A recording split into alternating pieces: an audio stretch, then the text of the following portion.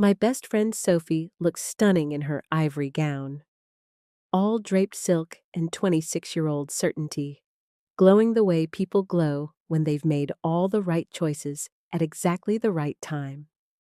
I watched from my assigned seat at table 9, the one tucked beside the service elevator, where the catering staff squeezed past every few minutes with trays of champagne I'd already decided I couldn't justify. The Meridian rooftop in Manhattan was everything a wedding venue should be.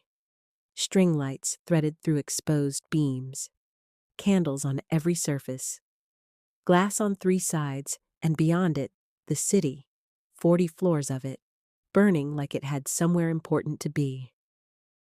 I'd left Ethan with Mrs. Paulson 3 hours ago. My 6-year-old had stood at the apartment door in his dinosaur pajamas, holding his stuffed elephant, looking up at me with those big, serious eyes. "Are you going to dance, Mommy?" I told him maybe. I was not going to dance. The navy dress was fine. I'd bought it 14 months ago and told myself it still looked deliberate.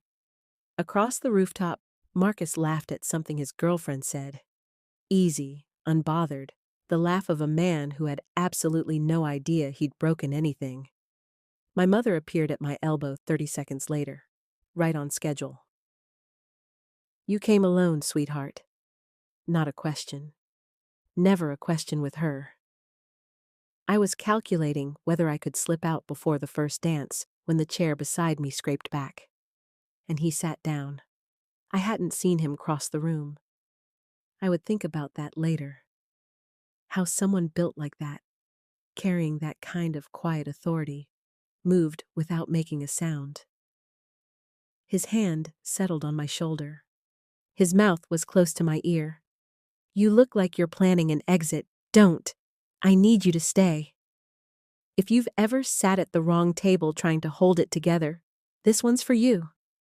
Subscribe and hit the bell. The full story drops next, and trust me, you don't want to miss what's about to happen." I turned to look at him properly and immediately wished I hadn't, because he was the kind of man that made it hard to think clearly. Dark hair swept back, strong jaw with a day or two of stubble, a charcoal suit with the top button of his shirt open, and a thin gold chain at his throat that caught the candlelight. He wasn't looking around the room the way most people do at weddings, half bored, searching for someone more interesting. He was looking at me. Fully. Like he'd already made some kind of decision and was just waiting for me to catch up. "I don't know you," I said. "Give me tonight. You will." His mouth curved, not quite a smile. "My name is Dominic Reyes, and I need you to look like you're exactly where you want to be." I should have asked more questions. I should have done a lot of things. Instead, I heard myself say, "For how long?" "Rest of the evening, that's all." It was the easiest yes I'd said in years, which probably should have told me something. We performed beautifully. I didn't plan to be good at it, but he made it effortless. His hand at my back when we stood, leaning in when I spoke, like whatever I was saying mattered, laughing at the right moments without overdoing it. My cousin Andrea intercepted us near the bar, and I watched her eyes move over him the way they always moved over things she wanted and couldn't have. My mother found us during dinner, and I saw something shift in her face. Not approval exactly, but the suspension of her usual quiet disappointment. And I hadn't realized until that moment how much I'd been carrying the weight of it. Marcus stopped laughing quite so loudly after that. One drink became 2. We danced once, and then the song changed, and neither of us moved to leave the floor. The lie felt more honest than anything Marcus had said to me in the last year of our engagement. That thought scared me enough that I pushed it down and just let myself exist inside the evening without pulling it apart. When the night wound down, Dominic walked me to the elevator, then all the way down to the street where the rain had started. Not heavy, just that cold New York mist that gets into everything. He reached into his jacket and handed me a card. Black. Minimal. Just a number. "If you want to continue the arrangement," he said. "A few weeks, until your family stops asking and mine stops pushing. Then a quiet ending. Clean." He paused. "No one gets hurt." I looked at the card. "Why me?" He considered that for a second. "Because you sat at that table all night and didn't complain to a single person. That's rarer than you think." My cab came. I got in. I told myself the whole ride home that I was going to throw the card away in the morning, that this was exactly the kind of impulsive thing I needed to stop doing, that Ethan needed stability and I needed sleep, and none of this made any sense. I already knew I was going to call. Tuesday at the firm was 12 hours of back-to-back depositions and document review, and not enough coffee. And my phone buzzed so many times before noon that I finally flipped it face down just to get through a single hour of work. Sophie wanted every detail. 3 cousins I barely spoke to had somehow found out and wanted details. My mother had sent a voice memo, 4 minutes long, that I saved and did not listen to. Marcus walked into my office at 2:15. He didn't knock. He never knocked, even when we were together, and apparently that hadn't changed. He sat down in the chair across from my desk, like he'd been invited, and gave me that calm, measured look he used when he thought he was being reasonable. He wanted to know about Dominic, who he was, where I'd met him, how long it had been going on. He framed every question like he was just looking out for me, like genuine concern was what had brought him to my workplace uninvited. I let him finish. Then I picked up my desk phone and called the front desk and asked them to send someone up to escort a visitor out. Marcus stood, straightened his jacket, and said, "I'm just asking questions, Claire." I said, "I know, and I'm done answering them." He left before security arrived, but only just. My hands were steady. I was proud of that. Diane came over that evening with Thai food and the particular expression she gets when she's already formed an opinion and is choosing her moment. We ate at my kitchen table while Ethan told us about a disagreement he'd had at recess involving a basketball and what he described as a misunderstanding about the rules. And then I got him bathed and into bed and came back out, and Diane looked at me and said, "Nobody does a favor like that for a stranger. What does he actually want?" I told her the same thing I'd been telling myself. It was mutual, temporary, practical. She listened with the patience of someone who has been my friend for 11 years and knows exactly when I'm leaving things out. "You're going to call him," she said. I didn't answer, which was its own kind of answer. She left at 10. I washed the dishes and thought about the card still sitting in my coat pocket, and was in the middle of a very reasonable internal argument about why I should wait at least a few more days when someone knocked on my door. Not a neighbor knock. Heavier than that. Deliberate. I checked the peephole. 2 men in the hallway, both in dark clothes, neither of them anyone I recognized. The taller one was holding up his phone, a photo from the rooftop. Me and Dominic, his hand on my shoulder, the city blazing behind us, looking for all the world like 2 people who belong together. "Mr. Velasco would like to speak with whoever belongs to Dominic Reyes," he said through the door. I didn't open it. I walked straight to my coat, pulled out the card, and dialed. Dominic picked up on the second ring. I told him what was happening. The men, on the photo, the name Velasco. My voice was steadier than I expected it to be. There was a brief silence. Then, "Lock your door. Don't open it for anyone. I'm already on my way." Dominic arrived in 11 minutes with a man named Marco, who looked like he'd been built specifically to stand in doorways and make people reconsider their choices. They came inside, Dominic's eyes moving through my apartment the way they'd moved through the wedding rooftop. Quickly, thoroughly, missing nothing. He didn't sit down. He stood in my living room and told me about the Velasco syndicate in the same tone someone might use to explain a weather pattern. Calm. Factual. Like he was being careful not to frighten me more than the situation already required. The short version was this. His organization and the Velasco family had been in a territorial dispute for months. Someone had seen the wedding photos, seen me with him, and decided I was useful. That was the whole of it. I was useful to people I'd never met because I'd said yes to one evening at a rooftop wedding. We were out of my apartment within the hour. Ethan woke up confused and half asleep, clutching his elephant, and I told him we were having an adventure sleepover at a friend's house. He accepted this with the beautiful, uncomplicated trust of a 6-year-old and fell back asleep in the car before we reached the end of my block. Dominic's penthouse on Lakeshore Drive was the kind of place that made my apartment feel like a memory I'd misremembered. Floor-to-ceiling glass, the lake on one side, the city on the other. Everything lit up and enormous and still. Ethan woke up the next morning, walked to the window in his pajamas, pressed both hands against the glass, and said, "Whoa," with complete sincerity. It was the most honest thing anyone said all week. The days that followed were surreal in the specific way of things that are both frightening and oddly tender at the same time. A tutor came for Ethan each morning.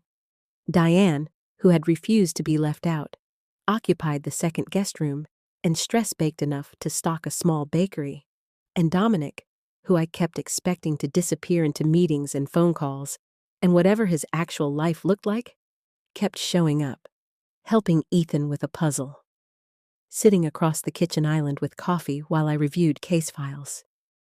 Present in a way I hadn't expected and didn't entirely know what to do with. Thursday night, I asked him directly. We were on the terrace, the lake black and wide below us, and I just said it. "What are you, actually?" He was quiet for a moment. Then he told me. "So the Reyes organization, 3 generations, real estate, hospitality, and the other thing. The thing that didn't appear on any business license but kept Chicago running in the places daylight didn't reach." I sat with that for a long time. Then I asked him if he was telling me because he trusted me or because I'd find out anyway. "Both," he said, which was honest enough that I stayed. Friday, Marco came in with a name. The person who'd given Velasco my address confirmed my connection to Dominic and handed me over like a card in a negotiation wasn't someone from Dominic's world at all. It was Marcus. Dominic told me about the meeting with Velasco he'd arranged for the following evening. He said it carefully, leaving no room in the sentence for me. I told him I was going. He said no. I was already there when he arrived. The suite was on the 40th floor of the Alderton. Neutral ground, Dominic had said, which in practice meant a room with expensive furniture and terrible energy. Velasco was already seated when we arrived. 2 men flanking him, a leather portfolio on the table in front of him like this was a board meeting and not whatever it actually was. He looked at me the way men like that look at things they haven't accounted for. Briefly. Then he looked at Dominic. They talked. Velasco laid out his demands. Territory, contracts, numbers that meant nothing to me and apparently meant a great deal to everyone else in the room. Then he opened the portfolio and slid a document across the table. "A signed agreement," he said. Proof of a claim against Dominic's holdings that would hold up in any court. I pulled it toward me without thinking. Old habit. But 6 years of reviewing documents at a law firm means you look at the details before you look at the argument. I found it in about 4 seconds. The notary seal in the bottom corner. County seal, embossed. The kind of thing people don't think to check. I knew that seal. I'd filed against a version of it 2 years ago in a case that hinged on exactly this kind of detail.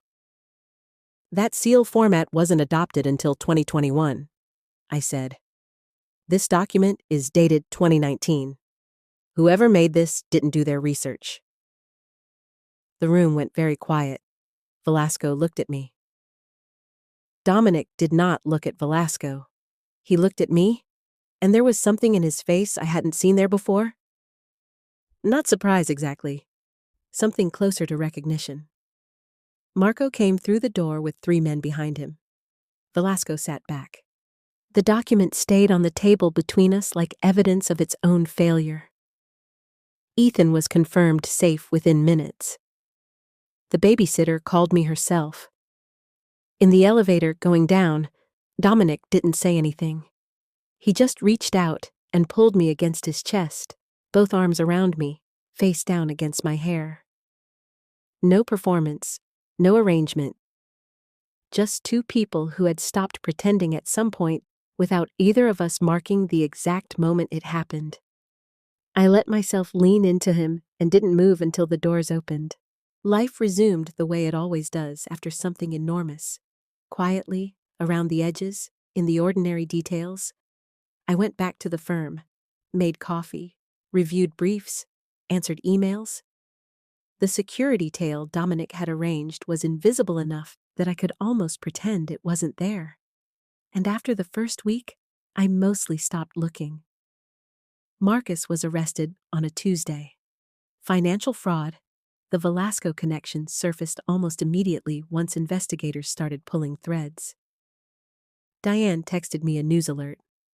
I read it once, put my phone down, and went back to work. There wasn't much to feel about it. Just a quiet closing of a door I'd already walked away from. Dominic came to me a week later with a choice. Marco could arrange a clean exit. New city, documentation, security I'd never have to think about again. Then a completely fresh start somewhere. Velasco's name meant nothing, and neither did mine. He laid it out the same way he laid everything out. Straightforward, no pressure in his voice, just the facts of what was possible. I let him finish. Then I said, "Take me back to the penthouse. We need to talk." He drove. Neither of us spoke. When we got upstairs, I stood in the middle of his living room with the lake behind me and told him I wasn't leaving because I was afraid, and I wasn't staying out of gratitude, and I wasn't making this decision because of the Velascos or Marcus or any of the wreckage of the last 3 weeks. I was staying because when I thought about not staying, something in my chest pulled in a direction I didn't want to ignore anymore. He crossed the room and kissed me like it was the first honest thing either of us had done in a long time. It was 3 weeks in, and we had routines. That was the thing that got me. How quickly it stopped feeling temporary. Ethan's backpack hung on the hook by Dominic's door. My coffee mug had a specific spot on the second shelf. Dominic had learned, without being told, that Tuesday mornings were hard because Ethan always missed the freedom of the weekend and needed an extra 10 minutes before he was ready to be a person. Sophie hosted a dinner to meet him properly. My mother came. So did my sister Renata, who had driven 2 hours specifically, I suspected, to form an opinion. Dominic was, I don't have a better word for it, himself. He answered every question without deflecting, remembered things I'd mentioned in passing weeks ago, made my mother laugh twice genuinely before the appetizers were cleared. Now, when Ethan commandeered the conversation to explain the complete taxonomy of carnivorous dinosaurs, Dominic listened with actual interest and asked a follow-up question that sent Ethan into a kind of joyful spiral that lasted through dessert. Renata found me in Sophie's kitchen refilling the water pitcher and stood beside me for a moment without saying anything. Then, "I've been waiting 5 years to see you look like this. Don't overthink it." I didn't tell her I was already overthinking it. Some things don't need to be said out loud. On the drive home, Ethan fell asleep between us, his head tipped sideways, still holding the little paper dinosaur Dominic had folded for him from a napkin. The city moved past the windows.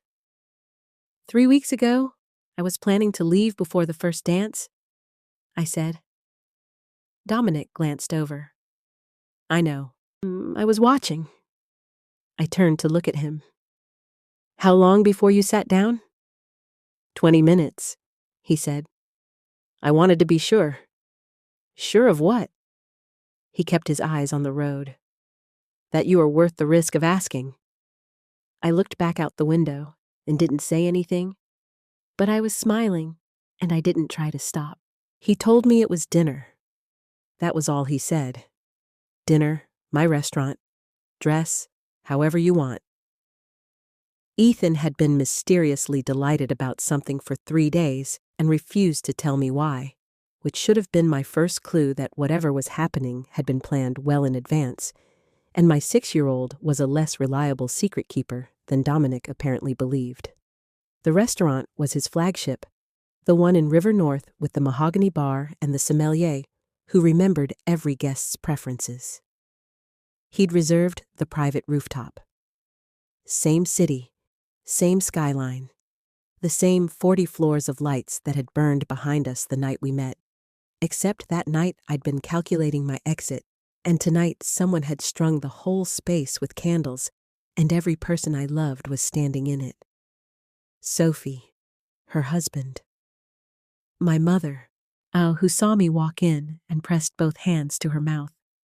Renata, Diane, Marco and his wife, and Ethan, my Ethan, in a tiny navy suit that matched my dress from Sophie's wedding, standing very straight near the center of the room, holding a small velvet pouch with the gravity of someone who has been given an important job and takes it extremely seriously. I looked at Dominic. He was already watching me. He always was. He took my hand and walked me to the middle of the room, and then he turned to face me, and the whole space went quiet in that particular way that means everyone already knows what's about to happen, except the person it's happening to. "You sat alone at a table near the service elevator," he said, "planning your exit. Performing fine for a room full of people who weren't paying close enough attention to see through it." He paused. "I was paying attention." His voice didn't waver. He wasn't someone who wavered. "I told you it was just for tonight because I thought that was true. I told you a few weeks because I was still trying to be sensible about something that had already stopped being sensible." He reached into his jacket. "I'm not pretending anything anymore. I haven't been for a while." He knelt. Ethan stepped forward on cue, perfectly timed, utterly solemn, and opened the velvet pouch and held it out, and inside were 2 rings that caught the candlelight and threw it in every direction. He'd trusted my 6-year-old with the rings. I almost couldn't breathe. "Marry me," Dominic said. "Not as an arrangement, not as a performance. As the actual thing, the whole complicated, real, permanent thing." I said yes before he finished the sentence. I think I'd been saying yes since the night he sat down. He slid the ring onto my finger and stood and kissed me while everyone around us erupted in the beautiful, chaotic noise of people who have been waiting for something good to happen and are genuinely delighted that it finally has. Ethan made a sound that was somewhere between a cheer and a roar, and then flung himself at both of us simultaneously, which was pure Ethan. No patience for ceremony once the main event was over.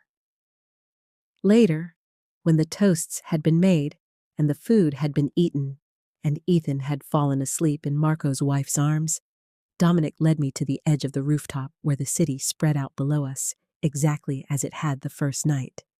He put his arms around me from behind, and we just stood there for a while, not talking, the October air cold enough to see your breath. "Same city," I said. "Different everything else," he said. And that was exactly right. 3 weeks ago, I had sat at a table near a service elevator and tried to make myself invisible and counted the minutes until I could leave without anyone noticing. I had been so tired, so practiced at enduring things. I didn't know yet that the chair scraping back was the sound of my life changing.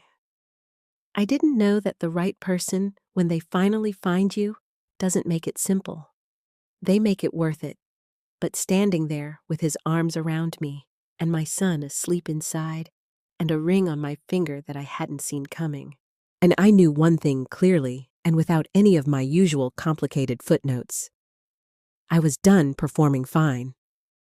I was actually, finally, all the way fine, and that felt like the most extraordinary thing in the world.